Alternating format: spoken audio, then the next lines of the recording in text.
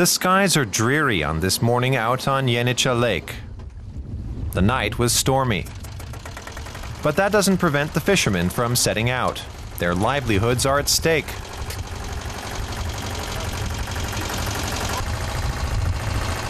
The catch this morning is minimal. The nets normally pick up a lot more, including crawfish and carp, say the fishermen. For some time now, they've been greatly concerned about the quality of the water. The sewage from nearby villages and fields is fed directly into the lake. It all began 10 years ago. We told the mayor, but sometimes things don't work out the way we'd like.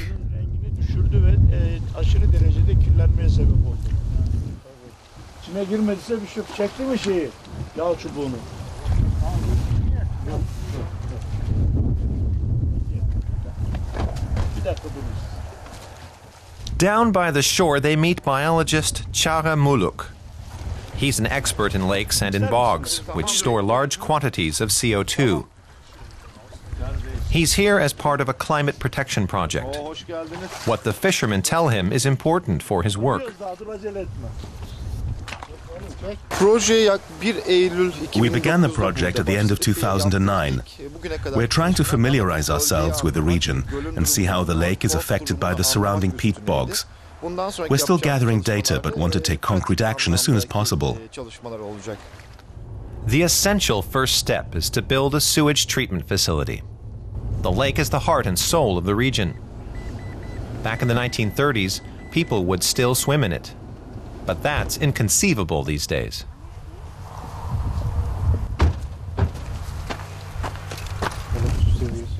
The biologist collects data at various points around the lake. The subsequent analyses he conducts serve to improve the conservation of the lake and surrounding bogs. In fact, he views the entire area as one ecosystem.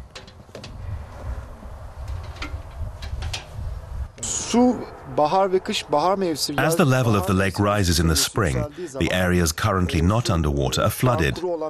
That leads to polluted water having a negative impact on the bog areas, areas where the fish lay their eggs, for example.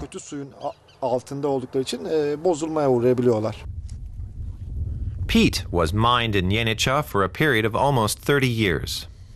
The practice has long since been banned here.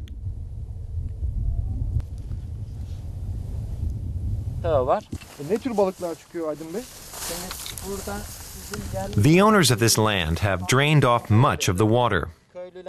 But the resulting degradation of the bogs does not just mean that plants and animals are disappearing. We know that bog areas worldwide act as the best natural storage of CO2. If these landscapes are destroyed due to degradation, there's a danger of carbon dioxide being released into the atmosphere. Right now, half of the carbon dioxide in the world is stored by landscapes like this one. And if they're altered, it leads to CO2 emissions, and that can have a negative influence on the climate.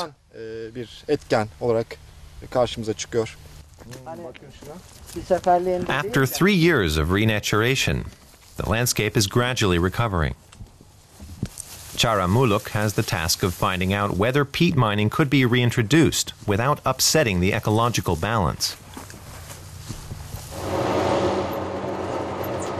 A few hundred meters away, Mustafa Yetkin runs his family business, selling peat. The firm was set up 30 years ago. Since the ban on peat mining in Yenica was introduced, he's had to buy the peat elsewhere and then transport it here.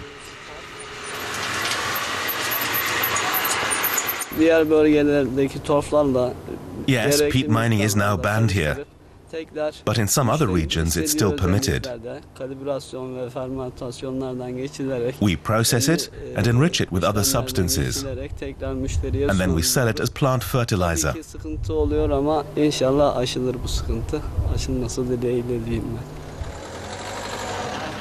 The project in Yenica receives funding from the German government's International Climate Initiative. The aim is to help people secure an alternative source of income.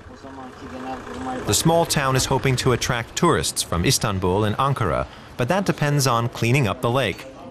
That would also make the fishermen happy, of course.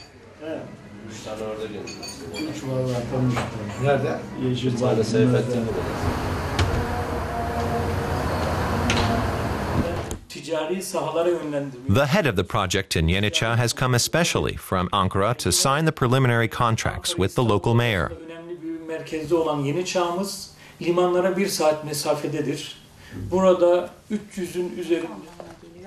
They want to build a sewage treatment plant near the lake, with the materials being paid for by project funds. The town itself would provide the equipment and staff. The mayor is aware of how much is at stake here. He knows that an unhappy population means an unhappy electorate. We know how important the project here is, and that the issue of climate change is directly connected to our lake. It's certainly important for local people. We're doing everything we can to ensure that the lake is protected.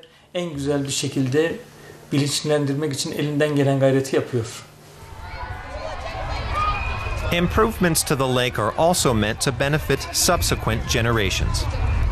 1 in 3 of the population here is under the age of 14.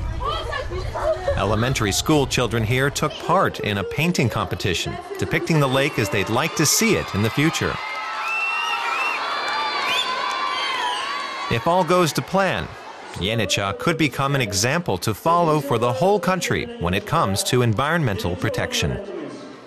Yaşarşehir İlköğretim Okulu'ndan 8A sınıf öğrencilerinden Hatice Güneş.